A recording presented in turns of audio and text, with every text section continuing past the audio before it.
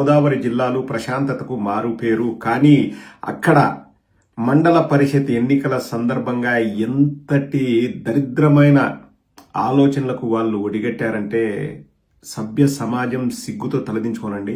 చివరి వరకు ఈ వీడియోను చూడండి, మీకు తెలుస్తుంది ఎటువంటి అరాచకాలు సృష్టించారో, ఎటువంటి దగుల్బాజీ పనులు చేశారో ఈ అధికారిక తెలుగుదేశం వాళ్ళు. స్వయంగా నీకు 15 అనే నిమ్మప్పుల రామానాయుడు, అలాగే ఈ ఊసరవెల్లి, గోడ మీద పిల్లి, ఈ ఆరిమిల్లి రాధాకృష్ణ ఇద్దరు కలిసి వాళ్ళు చేసిన పనులు అసలు ఇది ప్రజాస్వామ్యమా అని ప్రతి ఒక్కరూ నోరు వెళ్లబెట్టాల్సిన పరిస్థితి గోదావరి జిల్లాలో. పశ్చిమ గోదావరి జిల్లా అత్తిలిలో మాజీ మంత్రి కారుమూరి నివాసం వద్ద ఉపాధి హామీ పథకం కూలీలు, డ్వాక్రా మహిళలను మోహరించిన కూటమి నాయకులు.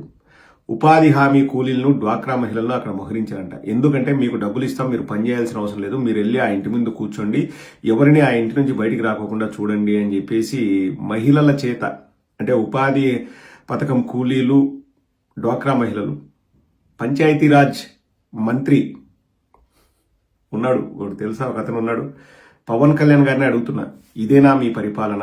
మీ డిపార్ట్మెంట్ కిందకి వచ్చే ఉపాధి హామీ పథకం కూలీలు, డ్వాక్రా మహిళల్ని వారిని పని చేసుకొని ఇవ్వకుండా ఒక మాజీ మంత్రివర్యులు ఇంటి ముందు, పోనీ మంత్రివర్యులు ఏదైనా తప్పు చేశారా అంటే ఆయన మంత్రి కూడా కాదు, మాజీ మంత్రివర్యులు, వాళ్ళ ఇంటి దగ్గర ఏమవసరం ఉంటుందండి? ఉపాధి హామీ పథకం కూలీలకు పథకాలు ఇచ్చేదో లేకపోతే పేమెంట్లు ఇచ్చేది గవర్నమెంట్ వాళ్ళు ఇస్తారు. కేవలం మీరు పని చేయాల్సిన అవసరం లేదు, మీకు డబ్బులు ఇస్తాం, మీరు అక్కడ వెళ్ళి ఉండండి, అక్కడ ఎవరైతే ఓటు వేయడానికి వెళ్తారో ఎంపీటీసీని వాళ్ళని అడ్డుకోనండి అని చెప్పేసి వాళ్ళని అక్కడ పెట్టారంట. అడుగడుగున బెదిరింపుల పర్వం. టీడీపీ నేతల దాష్టికంతో స్థానిక ఉప ఎన్నికలు మళ్లీ వాయిదా. టీడీపీ నేతల గొడవతో గాండ్లపెంట, రామగిరిలో హాజరు కాని వైఎస్ఆర్సీపీ ఎంపీటీసీ సభ్యులు. పశ్చిమ గోదావరిలో రెండో రోజు ఎంపీపీ ఎన్నికలు జరగనివని పచ్చమూకలు. అత్తిలిలో వైఎస్ఆర్సీపీ సభ్యులు హాజరవ్వకుండా రోడ్ల నిర్బంధం. మాజీ మంత్రి కారుమూరి నివాసం వద్ద ఉపాధి హామీ కూలీల మొహరింపు. ఎలమంచిలో గొడవ. కళ్ళు తిరిగి పడిపోయిన ఎన్నికల అధికారి కళ్ళు తిరిగి పడిపోయాడంటండి. ఇదంతా నిమ్మప్పుల రామానాయుడు యాక్టింగ్. నీకు 15,000 ఇస్తా అంటాడు చూడండి నిమ్మప్పుల రామానాయుడు. అతను అక్కడ యాక్టింగ్ చేయించాడు. ఎన్నికల అధికారి కళ్ళు తిరిగి పడిపోయాడంట. సో ఎన్నిక వాయిదా. గోపవరంలో టీడీపీ హైడ్రామాతో ఉప సర్పంచ్ ఎన్నిక నిలిపివేత. అసలు ఇక్కడ మీకు ఇంకొక ఆసక్తికరమైన విషయం చెప్తానండి. వైఎస్ఆర్సీపీ సభ్యులు ఎన్నికల్లో పాల్గొనకుండా అడ్డుకునేందుకు కూటమి మూకలు చేస్తున్న ప్రయత్నాలను పోలీసులు చేష్టలుడికి చూడటం గమనార్హం. ఈ నేపథ్యంలో తమ సభ్యులను పోలీసు రక్షణతో ఎన్నికలకు హాజరుపరిచేందుకు మాజీ మంత్రి కారుమూరి పోలీసు అధికారులను ఫోన్లో సంప్రదించే ప్రయత్నం చేసినా ఫలితం కనిపించలేదు. దీంతో కోరం లేకపోవడంతో ఎన్నిక వాయిదా వేసినట్టు అధికారులు ప్రకటించారు. పశ్చిమ గోదావరి జిల్లాలో వైఎస్ఆర్సీపీకి ఏకపక్షం కావాల్సిన అత్తిలి, యలమంచిలి ఎంపీపీ ఎన్నికలను రెండో రోజున శుక్రవారం కూడా కూటమి నేతలు తమ అధికార మదాన్ని చూపించి అడ్డుకున్నారు. పాలకొల్లులో మంత్రి నిమ్మల రామానాయుడు, అత్తిలిలో ఎమ్మెల్యే ఆరిమిల్లి రాధాకృష్ణ తెరవెనుక నుంచి తంతు నడిపించారు. సమావేశం ఉందని చెప్పి మండలంలోని ఉపాధి హామీ పథకం కూలీలు, డ్వాక్రా మహిళలను అత్తిలికి తరలించారు. మాజీ మంత్రి కారుమూరి నాగేశ్వరరావు ఇంటి వద్ద మహిళలను మోహరించారు. ఒక్కొక్కరికి 500 రూపాయల నగదు, బిర్యానీ ప్యాకెట్ ఇస్తామని చెప్పి ఉంచారు. కొందరు టీడీపీ కార్యకర్తలు కారుమూరి నివాసం చుట్టూ మోటార్ సైకిళ్లపై హల్చల్ చేస్తూ వైఎస్ఆర్సీపీ శ్రేణులను కవ్వించే ప్రయత్నం చేశారు. ఇక్కడ ఎవరికి మెజారిటీ ఉందంటే 13 మంది ఎంపీటీసీలు మన పక్కన, అంటే వైఎస్ఆర్ కాంగ్రెస్ పార్టీ పక్కన ఉంటే తెలుగుదేశం తరఫున కేవలం 6 మంది ఉన్నారు. ఒక ఎంపీటీసీ కూడా తెలుగుదేశం సైడ్ వెళ్ళట్లేదు. కాబట్టి వాళ్లను అడ్డుకుంటే, వాళ్ళని ఆ ఎన్నిక కేంద్రం దగ్గరికి రాకుండా చేస్తే ఎన్నికలు వాయిదా పడతాయన్న ఏకైక ఉద్దేశంతో వాళ్ళు అక్కడ గుమికిడి చేశారు.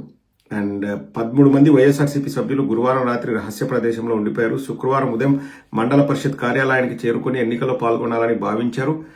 అయితే ఎంత ప్రయత్నించినా వైఎస్ఆర్సీపీ సభ్యులు ఎక్కడున్నది తెలియకపోవడంతో ఏ రోడ్డు నుంచైనా వచ్చేస్తారని ఉదయం నుంచి అత్తిలి గ్రామానికి వచ్చే రోడ్లన్నింటినీ కూటమి నేతలు దిగ్బంధించారు.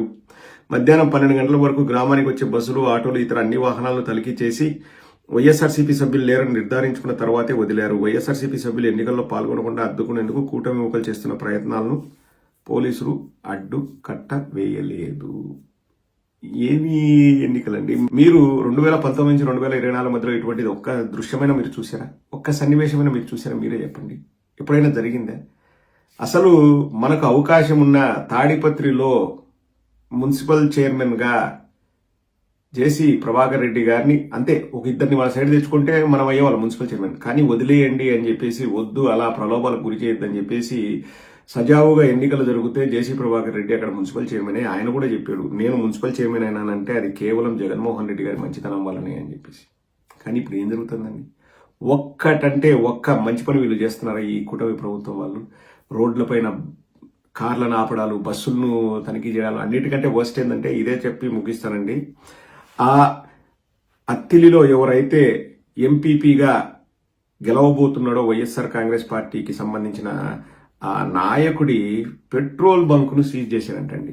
పత్రికా ప్రకటన 25 మార్చి 2025 తేదీ శ్రీ వి శ్రీరామ్ బాబు రీజనల్ విజిలెన్స్ మరియు ఎన్ఫోర్స్మెంట్ అధికారి ఏలూరు వారి ఆదేశాల మేరకు పశ్చిమ గోదావరి జిల్లా అత్తిలి గ్రామంలో నిర్వహించుచున్న మెస్సేర్స్ శ్రీ సూర్య పెట్రోల్ బంక్ నందు అవకతవకలు జరుగుతున్నాయని వచ్చిన విశ్వసనీయ సమాచారంతో విజిలెన్స్, పౌర సరఫరాలు అధికారులు మరియు రెవెన్యూ అధికారులు సంయుక్తంగా తనిఖీ చేయగా 2 నాజిల్స్ నందు 5 లీటర్ల ప్రామాణిక కొలితకు గాను 30 ml తక్కువ పరిమాణం వస్తున్నట్టు గుర్తించి ఆ పంపు నందు అమ్మకాలు నిలుపుదల చేసి పంపు సీజ్ చేయడం జరిగినది. 5 లీటర్లకు గాను 30 ml తగ్గిందంటబ్బా. 2 పంపుల్లో చెక్ చేసినారంట విజిలెన్స్ అధికారులు. అది ఎవరిదంటే వైఎస్ఆర్ కాంగ్రెస్ పార్టీ లీడర్ది. ఆయనే ఎంపీపీగా గెలవబోతాడు, అంటే ఎన్నికలు జరిగితే గెలుస్తాడు. సో అతని పెట్రోల్ బంక్ ని సీజ్ చేశారంట. ఎందుకంటే 5 లీటర్లు ట్రై చేస్తే అందులో 30 ml తగ్గిందంట. సో బంకు సీజ్ చేశారంట. ఈ తనిఖీల నందు vigilance inspector Shri D Prasad Kumar, vigilance SI Shri K Sitaramu, ASO Bhimavaram Shri M Ravishankar, Shri M Muralimohan, CSDT Attili మరియు సంబంధిత సేల్స్ అధికారులు పాల్గొనడం జరిగింది. అంటే చూడండి, బస్సుల్లో ఏమైనా ఎంపీటీసీ అభ్యర్థులు వస్తున్నారా అని చెప్పి బస్సుల్లో తనిఖీ చేయడము, కారుమూరు నాగేశ్వరరావు గారి ఇంటి ముందు ధర్నా చేయడము. ఏం చేశారని చెప్పేసి కారుమూరు నాగేశ్వరరావు గారి ఇంటి ముందు ధర్నా చేస్తున్నారండి? ఆయన ఏదైనా నేను ఇస్తా అని చెప్పి ఇవ్వకుండా ఆపేసాడా, అందుకు ధర్నా చేస్తున్నారా?